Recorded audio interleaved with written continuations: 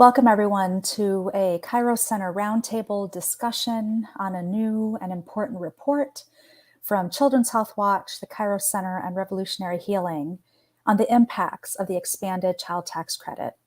Entitled, "I Didn't Have to Worry, How the Child Tax Credit Helped Families Catch Up on Rent and Improved Health," this report shows both the benefits that families experienced when they were receiving these monthly payments, as well as the gaps and inequities that remained. My name is Shali Gupta-Barnes. I'm the Policy Director of the Kairos Center, and I'll be moderating our conversation tonight.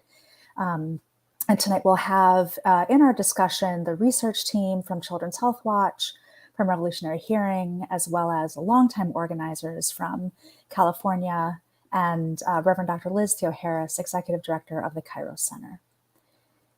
To give us some context on our discussion, in July 2021, nearly 60 million children and 35 million families across the country began to receive critical financial relief in the form of monthly payments of an advanced child tax credit. Within a few weeks, millions of children were lifted above the poverty line, and after 6 months of these payments, families were able to not only provide for basic needs better, like food and clothing, better and more consistently, but they were able to pay down debts and even save some money. According to the Columbia Center on Poverty and Social Policy, the expanded child tax credit also had an effect on the racial inequities of poverty, with poor Black and Latino children and households experiencing the greatest benefits of these payments. Not all anti-poverty policies also address racial inequity, but this one did. Unfortunately, the monthly payments ended abruptly in December 2021, and they have not been reinstated. Within weeks, the gains made against poverty and economic insecurity were swiftly lost.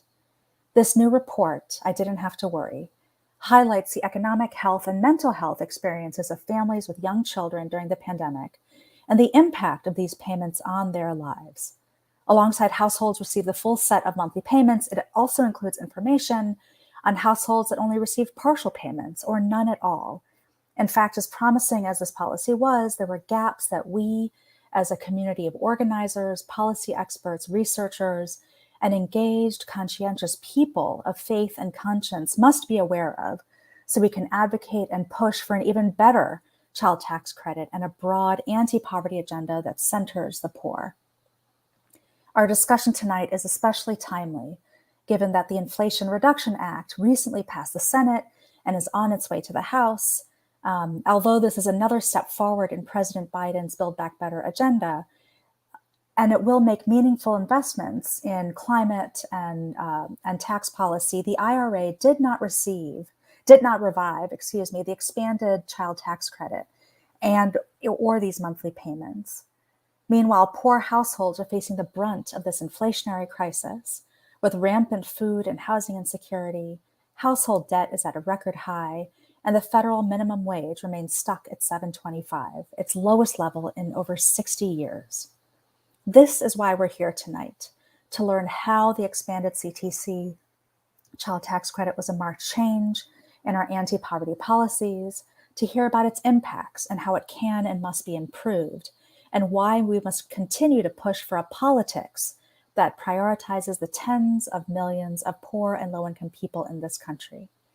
Again, we'll hear tonight from the primary research team, Dr. Stephanie Ettinger de Cuba, the Executive Director of Children's HealthWatch, Allison Bovell-Ammon, the Director of Policy at Children's HealthWatch, and Dr. Diana Burnett with Revolutionary Healing.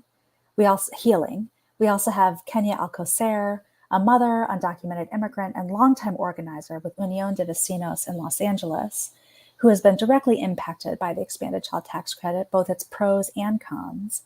And Reverend Dr. Liz Theoharis, Executive Director of the Kairos Center, co-chair of the Poor People's Campaign, a national call for moral revival, who brings a long history of welfare rights organizing into her theology, her scholarship, her organizing, and her politics. Before we get into our discussion tonight, I wanted to share these remarks from Senator Elizabeth Warren, who's been a champion of the child tax credit in the Senate. And although she couldn't be here with us tonight, she had an important message for us all. Hello, everyone, and thanks to the Children's HealthWatch and the Kairos Center for your invitation to speak to you today. I am so glad that you have assembled this roundtable to talk about the urgent fight to expand the child tax credit. This is a powerfully important tool to lift children out of poverty. Every single month, struggling families relied on the child tax credit. Families use it to buy diapers, baby formula, and school shoes. They use it to put food on the table and keep a roof over their heads. But Republicans in Congress failed the American people when they let the child tax credit expire. They threw millions of families into limbo. Today, your report makes it loud and clear. The child tax credit lifts millions of struggling families out of poverty. It keeps children from going hungry, and it improves health outcomes for kids. We must keep up the fight to renew and expand the child tax credit. Now look, Republicans love talking about investing in our kids and families. If they really believe this, then Republicans should put their money where their mouths are. Investing in the next generation starts with making sure that millions of children don't live in poverty. It starts with giving parents a lifeline to buy food and clothes for their kids. And that is exactly what the child tax credit does. So I am so glad that the roundtable assembled here today feels the same urgency that I do. Every day that goes by without the child tax credit, we risk throwing more and more children into poverty. I'm going to keep up the fight in Congress, and I am honored to have partners like you fighting alongside me. We will persist, and we will get this done. Thank you for those inspiring words and encouragement and support to Senator Warren. Welcoming on our research team, Dr. Stephanie Ettinger de Cuba, Allison Bovell-Ammon, and Dr. Diana Burnett. I wanted to just start off by commenting on the diverse expertise across multiple disciplines that you all brought to this research. Stephanie, you've been working on these issues for more than 2 decades, are widely published on a range of issues from food to housing and healthcare.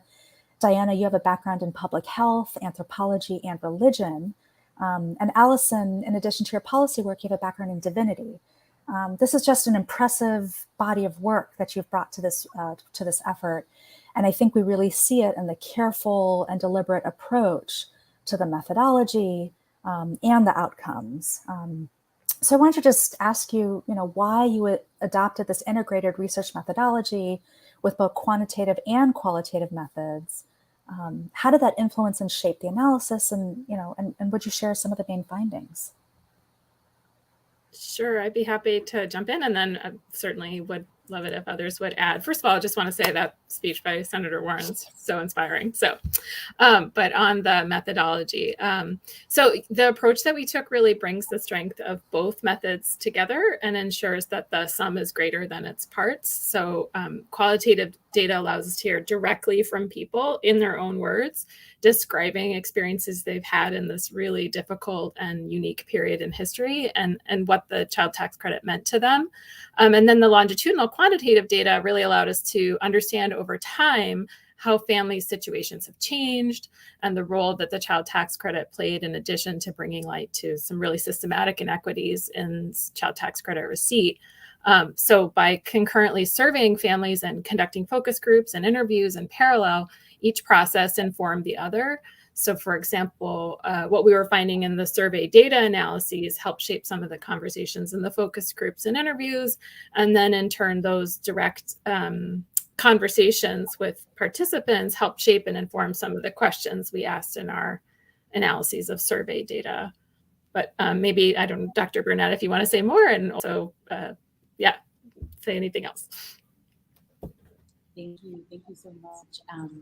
It was really a pleasure, I think, to think about multiple sources of data, to get a really rich picture of the story about what's going on. I mean, Children's HealthWatch has been working with these families over years, and I think it's important to think about that people were stuck and disconnected throughout the pandemic. So in addition to continuing to commit to the longitudinal data that's been collected over years, to really hear their stories, right? To hear exactly what they were going through and what they were experiencing after being, right, stuck, right, or being isolated in the ways that the pandemic produced. Also, to think about what's happening in the lives of people, right? I think that the quantitative data gets us some really good numbers, right? That really helps move forward data, that really helps in terms of policy, but to also really be able to narrate, right, the edges and the texture of those stories. Moreover, right, the way that the focus groups and the interviews were designed, they were designed to put people in conversation across the nation, right? The way that the data collection was designed, it was already built across 4 different cities in 4 locations across the nation. So the fact that people were able to be in conversation about the really different experiences that people were having on a state-to-state basis and a region-to-region basis, right, throughout the pandemic, that was important. Also, there were different cross sections across race, across class, across citizenship status, primary language groups, and more, right? So really to have be having those conversations on the ground of asking people about their experiences, but hearing those differences in those segments across all those subsects at the same time. So to really, right, be able to tell this story, right, that policymakers can speak to and that people can point to, right, because we know that this moment in the pandemic will be a point that we will be looking back in history for a long time. So to be able to tell a story that is really rich and nuanced was really important. This really resonates with the policy approach, the kind of engaged policy approach that we take at the Kairos Center and the Poor People's Campaign more broadly, where in fact we begin with the insights and experiences of people who are impacted by injustice, and those then open up the research questions. This is how we were able to identify the issues around water scarcity that, and the crises of water that, are really happening everywhere. Or, even this is how we were able to identify the fact that there are, 140 million poor and low income people in this country, that we can't kind of narrow down our understanding of economic security by working, off of these definitions. We have to look at what the context is, and that should then inform our definitions and our research and our research questions and answers. So I would like to also make sure we hear about some of the key findings out of, when you applied this methodology. What were some of the key findings from this report?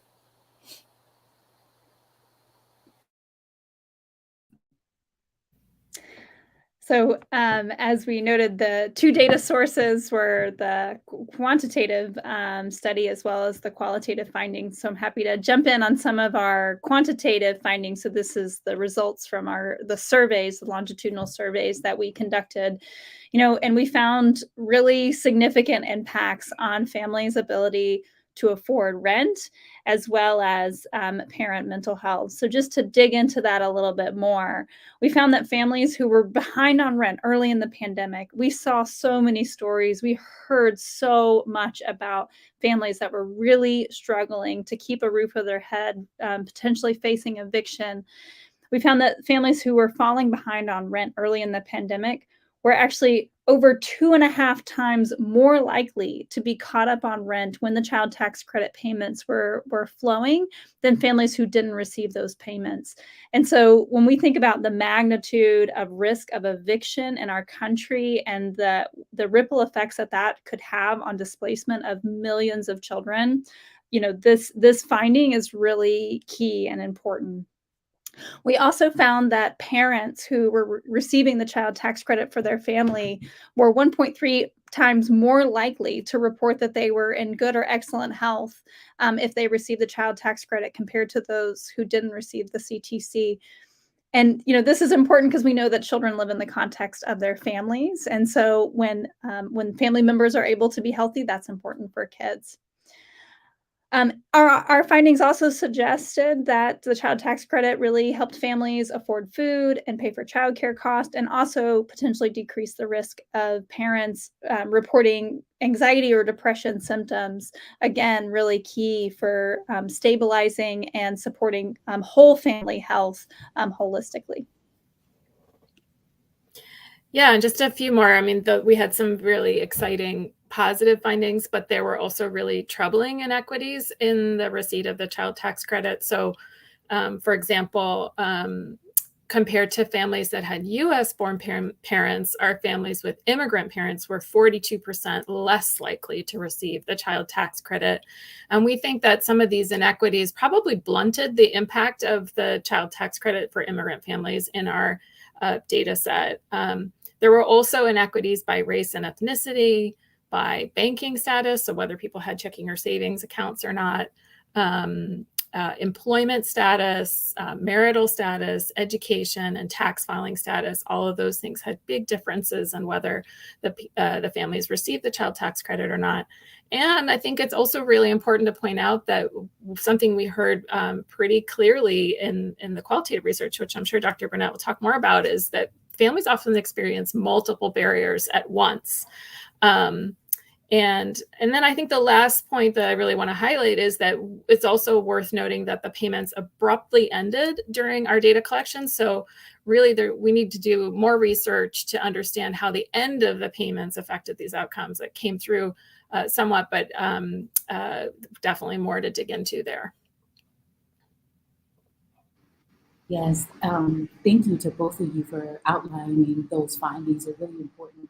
One thing that I wanted to mention was how these sort of abrupt stops in policy are lead to what we're beginning to see in the data around establishing the intergenerational foundations of trauma, right? Based on poverty, sort of based on, right, the anxiety that's being produced in the body because of the not knowing if you're going to have enough food, if you're going to be able to stay in your housing, if you're going to be able to have the utilities to just to meet your basic needs, right? So while, again, the child tax credit did allow people to have some security to meet those basic needs, right? As both of you alluded to, right, the abrupt stop, right, created even more and exacerbated, especially in communities that already were already facing extreme amounts of insecurity and instability across these sort of basic measures, right, of living and being, right, like these sort of basic human rights, right, or that we would think about. And what we know is those were connected, as you both were saying, to decreased levels of both physical and mental well-being, right? So we can see, even in a short amount of time, what that is meaning, right? What that translates to. So I look forward to the rest of this conversation to think about how those findings showed up and what we experienced in the data. Yeah, I appreciate that that intervention, Diana, and just that comment. That we're looking at long-standing. The need for this expanded credit didn't begin with the pandemic. It was a long-standing need.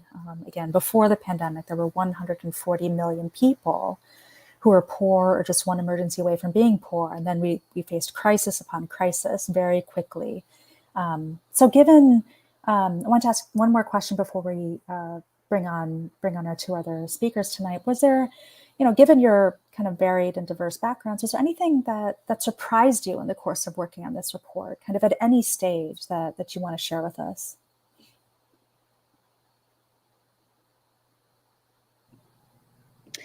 Yeah, I'm happy to kick us off here. I think, one of the things that was surprising to me was the significant difference that this made on people's ability to afford rent and to actually catch up on rent. I've worked for many years on housing solutions within our health system and worked with families experiencing housing instability and homeless. And what I often hear is that it feels like this intractable problem, that housing affordability across the country is so difficult to solve. And indeed, there are a lot of important solutions that are really necessary to increasing housing affordability, reducing discrimination in housing, increasing rental protections. But I think what was striking here is that the CTC, that little infusion of money, we're talking about $300 a month per child, that little infusion of money helped families catch up on rent. And so, we see that this is so important for sort of stemming this tide of looming evictions, but also, as Diana is noting, I think really important to recognize that the child tax credit and a number of other policies that supported families in housing and afford other basic needs expired, and so there's a real need and urgency there. I think the other thing about that surprised me was around some of the inequity findings. We certainly expected to see some disparities in access to the credit when we started this project, but really the magnitude of effects and what people shared in both the qualitative and the quantitative interviews was really profound. And so we're going to hear more today and have more conversations today about what those barriers looked like and how people experienced it. And I know we'll get into more of the policy solutions, but I think it's worth noting that there are immediate action items that the IRS can take to ensure that all children, especially children in immigrant families and children in marginalized communities, can take in order to access the credit which they are eligible for. Yeah, I think I agree with all Allison said. And I also think something that stood out to me was really the profound ways that the child tax credit allowed families to take a breath in the midst of chronic financial strain and life stress. I thought we might hear that people found that the child tax credit helped, but the ways that parents described how knowing that money was coming allowed them to plan and to release some of that ever-present tension that they were feeling, and provide their children with the things they needed. It was very moving, but also, frankly, really frustrating, since we know that support is no longer there.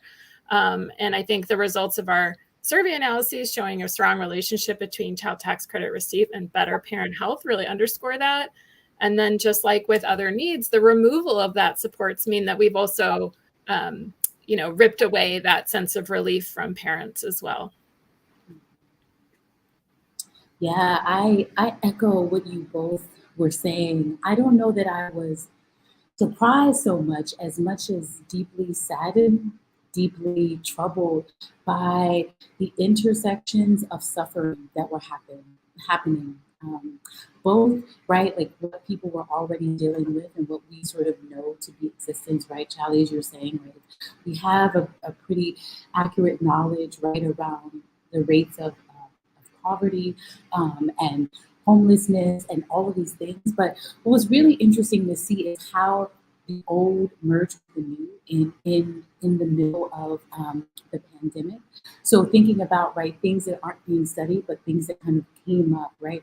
And again, from a data perspective, I don't know that I can't speak on this, right, given the sample size of the people we talked to, but to think about the impact of people talking about, right, their infection of COVID, right, with birth outcomes, right?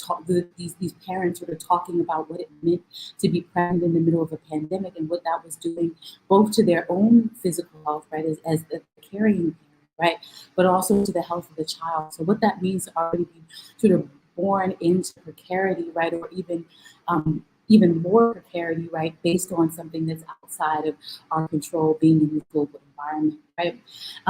Also, right, thinking about what you talked about is the inability for parents to access some of these benefits that are designed or were designed, right, and belong to them, right? What that meant in terms of, right, the already pre-existing, right, environment around what we know about accessing benefits, and that being combined with the sort of pandemic specific understandings around the creation of fear, right? So we know that the pandemic was already producing anxieties for everyone, like, where are we going to get our basic needs? Is the store going to even have food? If we can afford its new cost, right? But what that means in terms of, can I even access this payment? Is it worth right? The stress, is it worth potentially being audited, being pursued after having one's information sort of publicly known, and trying to manage that while all dealing with people's children at home and being educators and really trying to manage really difficult situations. So I think about that. And I think one of the last things that I think was really interesting was to see the impact on children, right? So to see children sort of managing, again, we were talking to the parents, but then talking about the different ways that they were suffering in these new situations, right? We don't actually know yet, right, what the impact of these sort of long-term consequences of children being isolated, children being away from their friends, from their sort of educational settings for a long period of time, and also, you know, what it means to be able to be in situations where they can feel palpably, right, the concerns and the stresses of their parents, right, without interruption, right, during quarantine and all of those other factors. So it's been quite interesting, and I will conclude by just kind of talking about this sort of roller coaster effect, right? The roller coaster effect of suffering, to be sort of brought up one moment in the high of receiving a child tax credit and thinking that it's smooth sailing, only to be dropped down, right, at the end, to not know that it's going to end and have no security and no stopgap for that moment, and what that's going to mean for generations to come. Yeah, I think this is one element of the tax credit that sometimes doesn't get as much attention, but that consistency over time is really, you know, a critical factor in being able to have that extra breathing room, to be able to not be pulled into the, you know, these terrible choices of, you know, is it going to be diapers or my medication? And these are choices that people face every day. So thank you all. We'll see you back in just a few minutes. I'm going to bring on our couple of other speakers, and we'll be all back again in our third segment. I'd like to now welcome Reverend Dr. Liz Theoharis and Kenya Alcocer. Again, you both bring another set of important histories and expertise to this discussion tonight. Kenya, just so folks know, you've been organizing undocumented immigrant communities in LA for well over a decade, perhaps longer, around food, housing, healthcare, childcare, you know, the CTC, but also local politics, policing, elections, and immigration policy. You're in a, you know, if you played a leadership role in the California Poor People's Campaign, connecting these issues across the state. And as a mother of two children, one of whom has special needs and an undocumented immigrant, you've also testified in front of the House Budget Committee as being directly impacted by, you know, across all of these issues. So thank you, you know, first of all, for your leadership and everything, you know, and for joining us tonight. And Reverend Liz, you've been, you know, organizing poor and low-income people for 25 years. Starting off in housing and welfare rights organizing with some of the leading welfare rights organizers in this country. And these experiences informed, you know, not only your study and analysis of the Bible, your politics, your understanding of social movements, and you've brought all of that into your leadership, both at the Kairos Center and in the Poor People's Campaign, one of the most dynamic social justice campaigns of our time. So for all of this and more, you've been recognized as one of the 15, you know, faith leaders to watch, as one of Politico's 50 thinkers, doers, and visionaries who are driving politics today. And just again, really important that you're both in this conversation tonight, on this policy, the child tax credit, and where we go from here. But let me just start by asking the both of you, as organizers, as mothers, as leaders in the Poor People's Campaign, and this broad movement to end poverty, how does this research we've just heard about, how does that resonate with you and your experiences and the communities that you're in touch with every day? Kenya, you go first. Okay. Thank you for having me here and having this important conversation. I think that when we heard that the child tax credit was something that was going to be happening, the minute we found out, we started doing door to door. We started doing community events. I mean, we were in the midst of the pandemic, but we felt that this was something that was so important that we needed to get the word out and get our communities on board on ensuring that they had access to this. Um, and I think that for us, it was a challenge. It was difficult, especially when you have a lot of undocumented communities. A lot of them who didn't know that they needed to just register for it online. A lot of them that have been doing their taxes for a very long time, but have not or refrained from getting some services or some benefits because of policies that have been passed under the Trump administration that impact them negatively if in the future they want to fix their status. So I think that people are scared and people didn't want to, um, didn't know if this was something that they wanted to engage in. But with education and a process, I think it's important for us to really take into account that it's needed. Community organizations are needed to be to do the work and the work that needs to happen in order for us to really get the community involved in this process. And unfortunately, not a lot of our organizations have a lot of funding or a lot of money to do a lot of this work. And that's one of the things that when we're in some of these meetings with the government and local officials, it's like we also need some of the funding in order to get the word out. We need flyers in Spanish. We need flyers in Korean and in different languages so people can understand that this is something that can impact them and that can be a benefit for their families. Now, personally, for me, the child tax credit, and this is also like IRS things that people don't know, like we didn't know that your ITIN number expires. So if for undocumented people, you get a tax number where you can do your taxes under. You don't get a social security number, but this is the ITIN number. Um, and when it expires, if you don't renew it, when you go do your taxes, they withhold certain benefits, and the child tax credit was one of them. So when my husband's ITIN number expired and we didn't know, we did our taxes, then we got a notice saying your ITIN number has expired. Therefore, we needed to wait.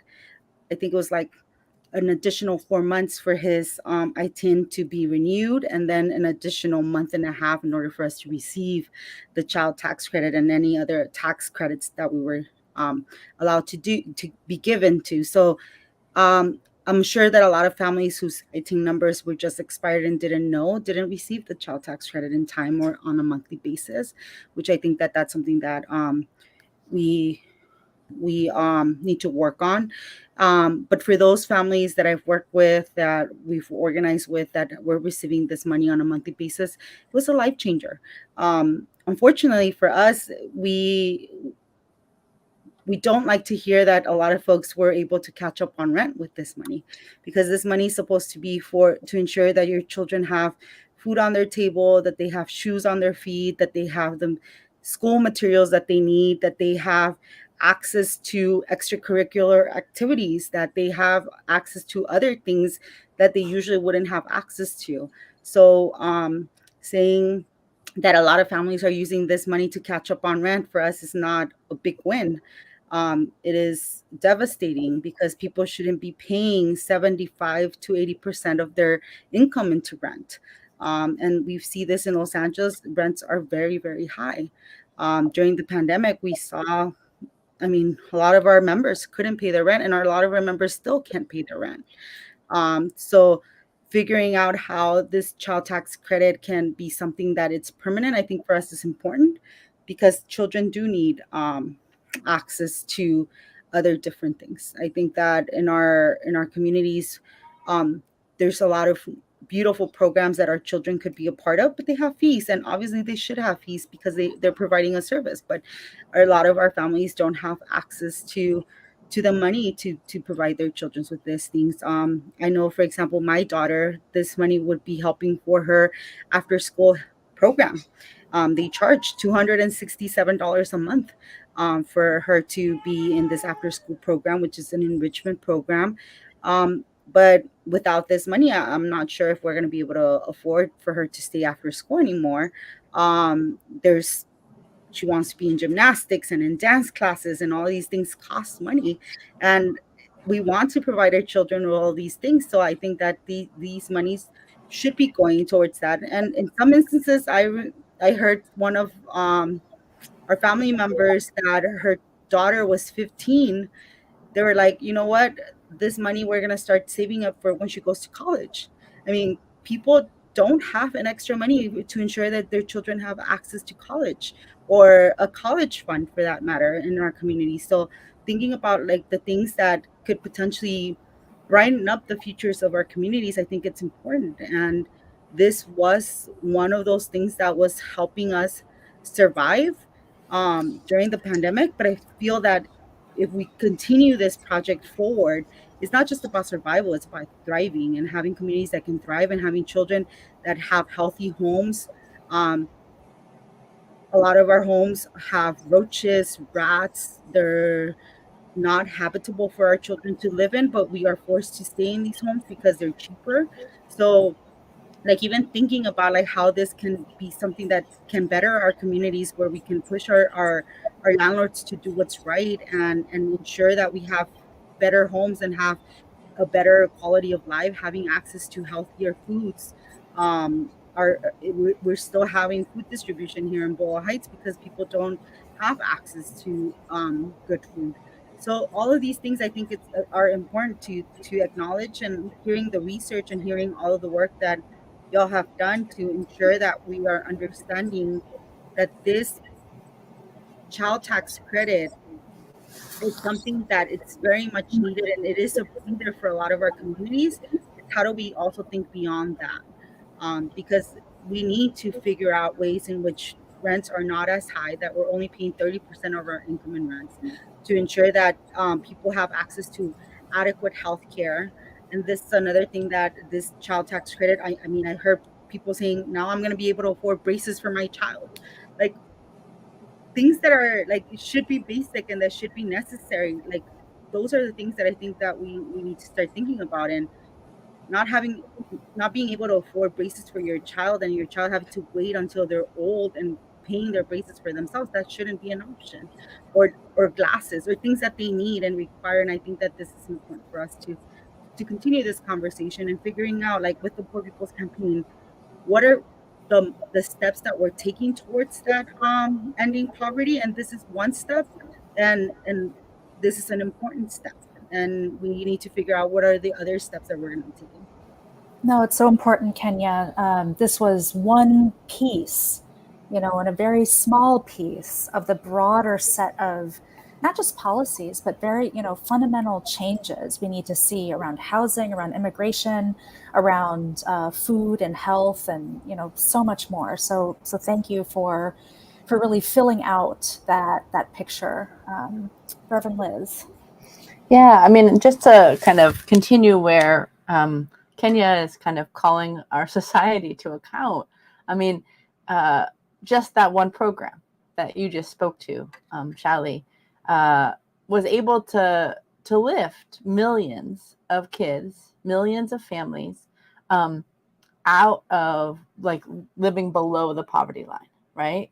And then the minute that our legislatures decided not to extend it, it meant that 4 million kids, because of one decision, because of the non-expansion and non-extension of one program, let alone the whole host of visionary, bold programs that we need to see, meant that those kids, those families are right down below the poverty line again, unable to afford braces, unable to afford rent, unable to afford the basic necessities of life.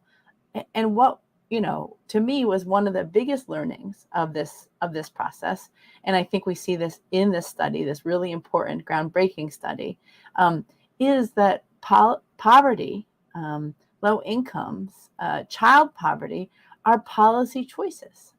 They don't have to be. We have the solutions at hand. We know the kinds of things that it's going to take.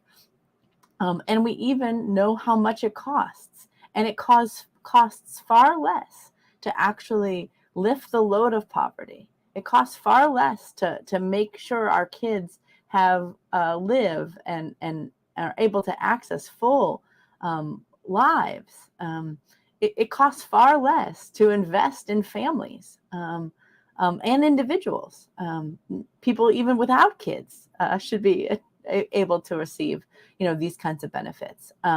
But I think, than it does to actually pay the costs of a program like the child tax credit or an earned income tax credit or any one of these policies. And so therefore it says to us as organizers and as social movement leaders that we have to kind of build the compelling power and political will to make it impossible for our legislators to make the decision that they did this past year, to throw kids back under that poverty line, to throw families into further chaos when it is not necessary, it is not inevitable, it does not have to be. And so to me, it's so important to have this study and this discussion right in this moment when, again, our Senate, our Congress has the possibility, has the opportunity to actually lift this load of poverty. And I think we have to keep on pressuring those that we have elected to do what the people, the vast majority of people across this country need and want. And that is for programs like the child tax credit. And then we know from some of the gaps that existed in the implementation of the child tax credit, we don't need to make those same mistakes. We don't have to leave anybody out. We can actually put forward policies that ensure that everybody is in and nobody is out. And so that's what we have to build the power to do. Well, thank you both for kind of broadening our scope here and delivering such a clear direction forward. I'm bringing on now the research team, bringing us all back together so we can actually take up this very question that you're transitioning us towards, Reverend Liz, about what happened this past weekend. The Senate passed the Inflation Reduction Act through reconciliation. It's on its way to the House. We're expecting it to go through. And for more than a year now, many of us had been hoping that at some point in these negotiations around the Build Back Better agenda, we could revive this expanded child tax credit. But it has just been not only cut, it hasn't even been part of the conversation for months. And in fact, several other policies that could have addressed critical needs have been negotiated out, whether it's around immigration, paid leave, higher minimum wages, just so many, expanding Medicaid, all of these things. So I want to open it up to maybe first to our research team. Kind of, what is your reaction to these developments, to this policy landscape right now, and maybe even pointing to some of the other policies and solutions beyond the child tax credit that came up in the research, but also that we've been kind of discussing today. Yeah, I can kick off with the reaction to the passage of the Inflation Reduction Act on Sunday. And I think really, while there are certainly important components of that bill and addressing climate change and reducing healthcare costs is certainly important, I think we are feeling a profound sense of disappointment that families with children and families with low incomes and families that are struggling to afford basic needs were left out. And that, when I think back, as Shally, you noted, when I think back around the energy of last year of what was within reach, what seemed possible, and to have all of that sort of fall away kind of at the end, and to Dr. Burnett's point earlier around what that does for the erosion of trust in our systems and in our policies, and as Kania was sharing, what that does for an individual family, I think cannot be understated. And it really, really points to the need for urgent action that our children and our families cannot continue to wait for sort of negotiations happening behind closed doors to come to some resolution. We actually need transformation and bold policies urgently in order to respond to the realities of families on the ground. Yeah, I couldn't have stated it better. I absolutely agree. And I really appreciated Reverend Liz's and Kenya's comments just now. I think there's absolutely sort of specific policy proposals, but even before I get to that, it's, this need for trust building, thinking about particularly in communities of all varieties, but in particular thinking about culturally sensitive outreach to immigrant communities that were, as Kenya was flagging, so afraid to access benefits, and really understanding that one size doesn't fit all. Like, you can't just do one sort of message and that's going to be great for everyone. Really being thoughtful about it, and then also inclusive policymaking, bringing affected people to the table, folks who are immigrants, people from other marginalized communities. They have to be at the table to co-create and really be part of that policy design to ensure that there aren't unintended consequences that harm immigrant families or harm Black and Brown communities. In addition, I think both sources of data, both the interviews and focus groups and the surveys, really aligned on the need for universal rights to housing, to food, to childcare.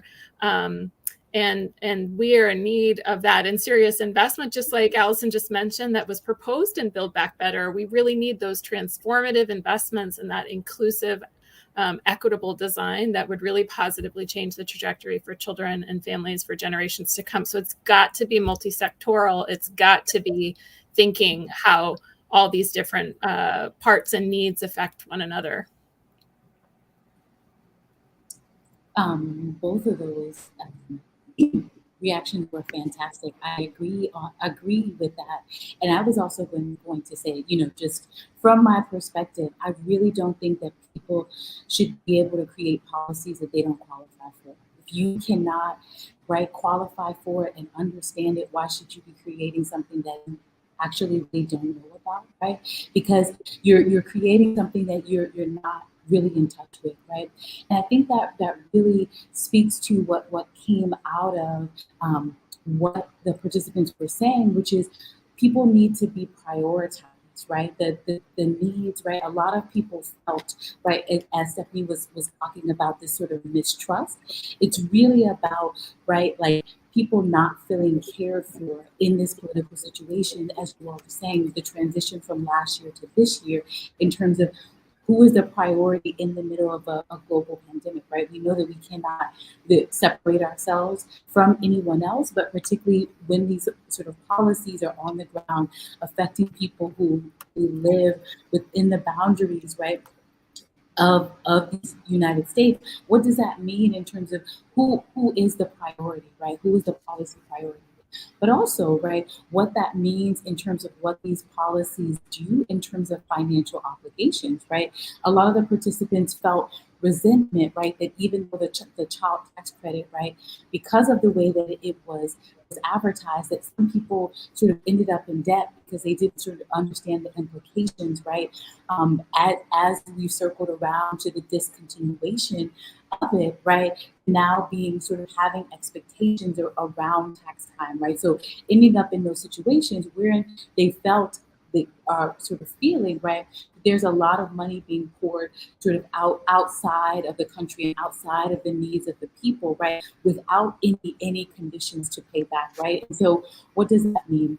Also, as others were saying, a commitment to long-term protection, right, and policies, right? We know that the pandemic is ongoing, and as those waves are sort of surging and sort of riding the wave up and down, we know that people haven't had security of protection. So one thing that I will say is, as you all were alluding to, is the security and guarantee around policy such that if someone qualifies today, right, if they take employment, right, to improve their situation, do they lose everything immediately, or is there some type of transition to make sure that people are able to stabilize themselves and stabilize their family, such that they're not having to make these very difficult decisions around how to improve and stabilize their family situations.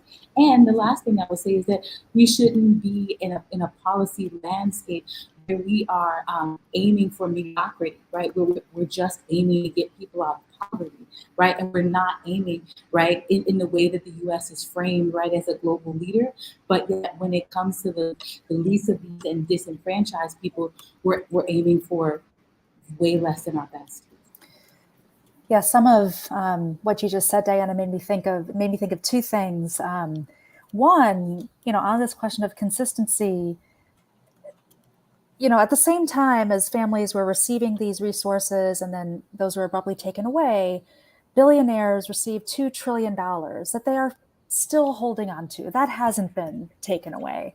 And so I just want us to kind of remember that, right? There's no lack of anything here. There's actually been a redistribution upwards through this inflationary crisis.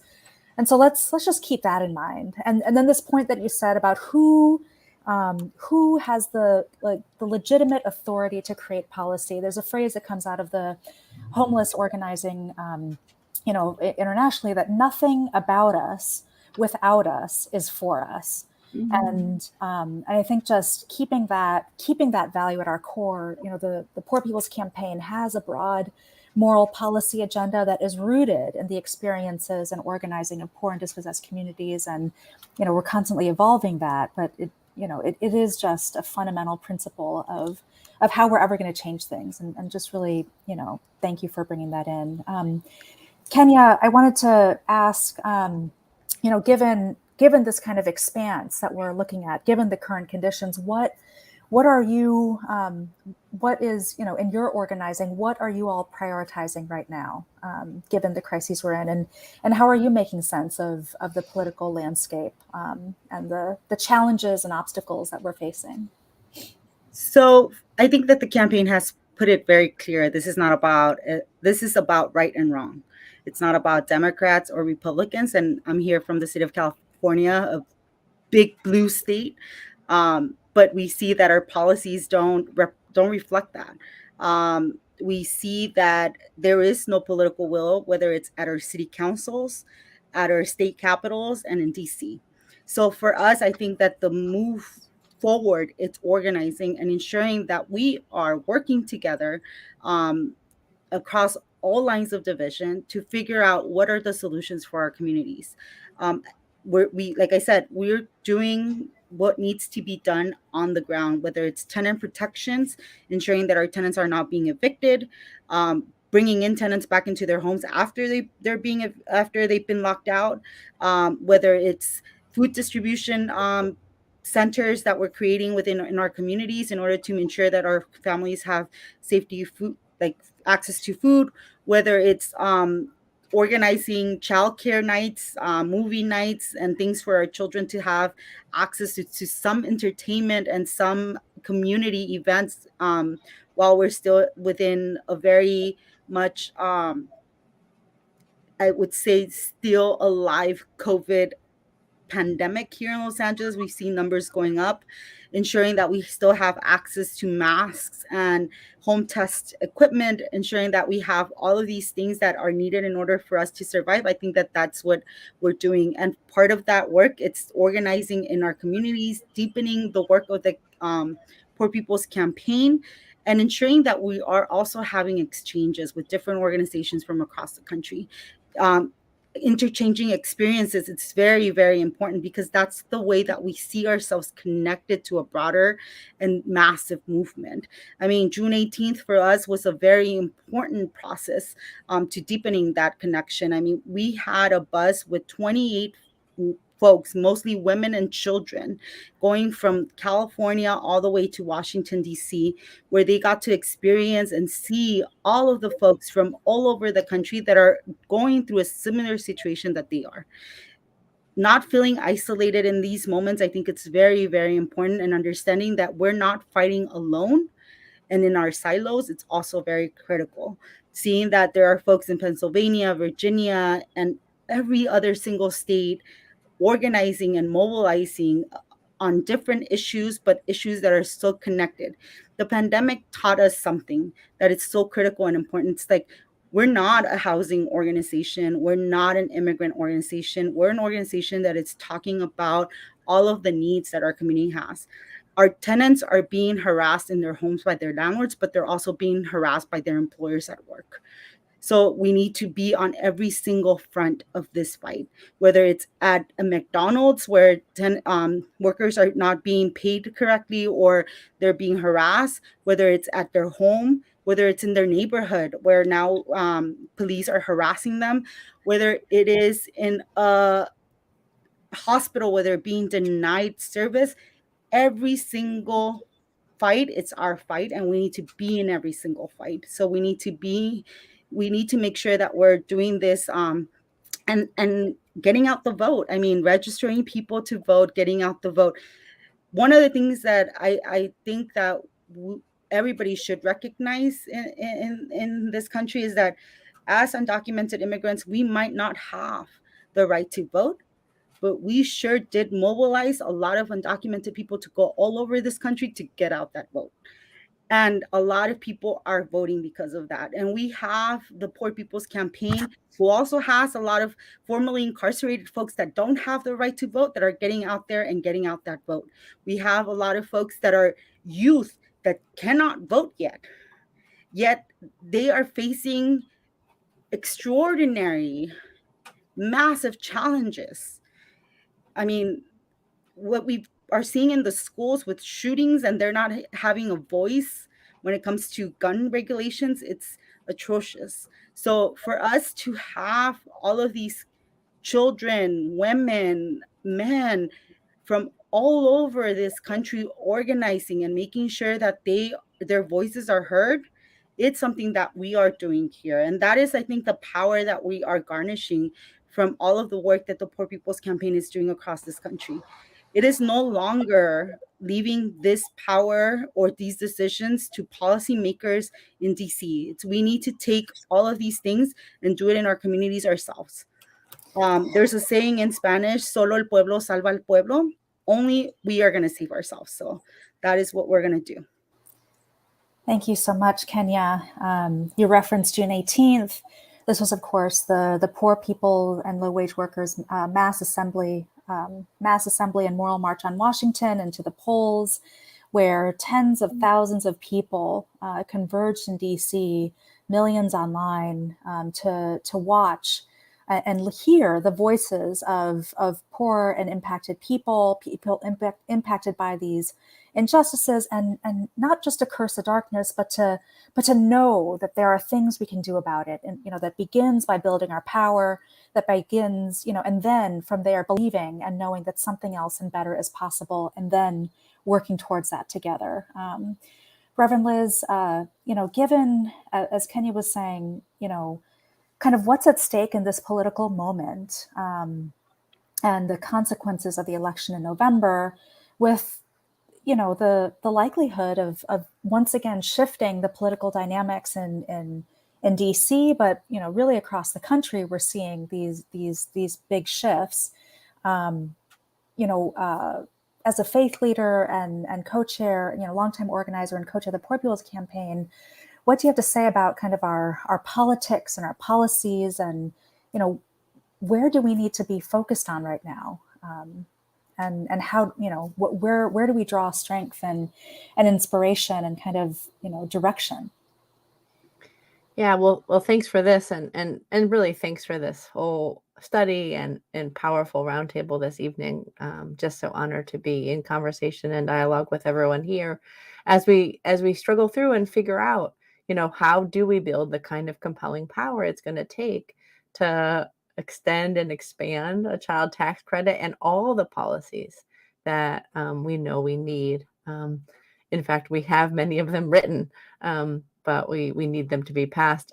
I mean, these are dangerous times. These are not, these are difficult times. What we saw on January 6th then was continued through a rolling coup that basically has made it so that we are in a democracy that's really on its deathbed.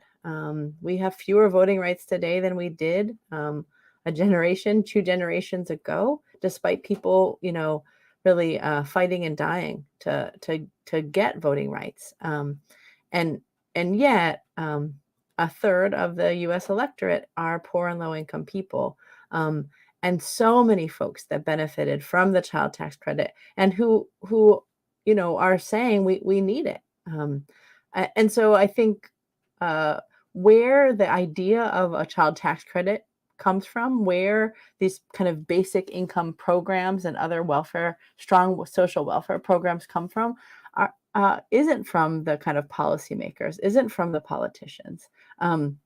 As a welfare rights activist, we were talking about these kinds of programs and how to do them for decades before we saw, the inclusion of the CTC in the American Rescue Plan. And so I think, where our hope is still, as Kenya was just saying to us, in the people, in our communities, and especially amongst those that are most impacted.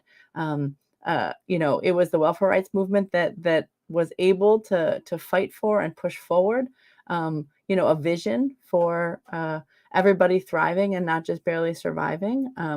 And that was there at the ready when we were able to push the political system to finally take up the issue of poverty after generations of really making the word poor a 4-letter word. And so that's what it's going to take. It's going to take us organizing. It's going to take us turning out in massive numbers and voting for candidates who are talking about the issues that are the priorities and demands of our lives. And as we heard from President of SEIU, Mary Kay Henry, our votes aren't our support. Our votes are our demands. And surely one of those demands is to expand and extend the child tax credit. Surely those demands are about housing and healthcare and voting rights and living wages and the kinds of policies that lift from the bottom so that everybody can rise. And we are going to have to build the kind of power to, in the words of Dr. King, make the power structure say yes, even when they may be desirous of saying no. Thank you, Reverend Liz. Thank you, everybody, who's on this roundtable tonight, and for everyone who joined us this evening. You can read the report on Children's Health Watch, children'shealthwatch.org. Follow Children's Health Watch, follow Revolutionary Hearing, follow the Kairos Center. Find us on Twitter, Facebook, and Instagram at kairoscenter.org, and join us as we build this social justice movement to implement and enact and push for the policies that we need so we can end poverty now. So we are going to wrap up this roundtable tonight with a final video from the cultural team at the Kairos Center, and we will see you soon.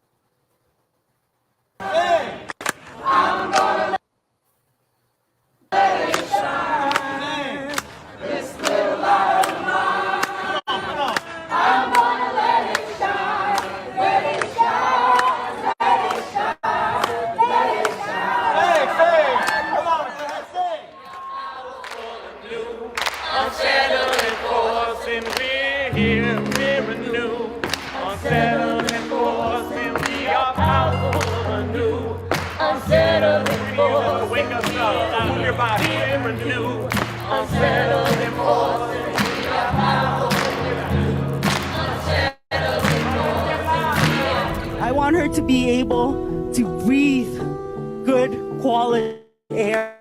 I want her to have clean water. I want to be able to say that this campaign and you alongside with us were able to change the direction that this nation is going towards. We must say, this is not right. This is not moral. I'm 29 years old. I'm a single mother. I was homeless for 5 years, and I'm celebrating 2 years in recovery. I don't have as well as an education as everyone else does. I just know that We're having some issues with the video, but we're going to try it one more time. It's worth the watch, I promise.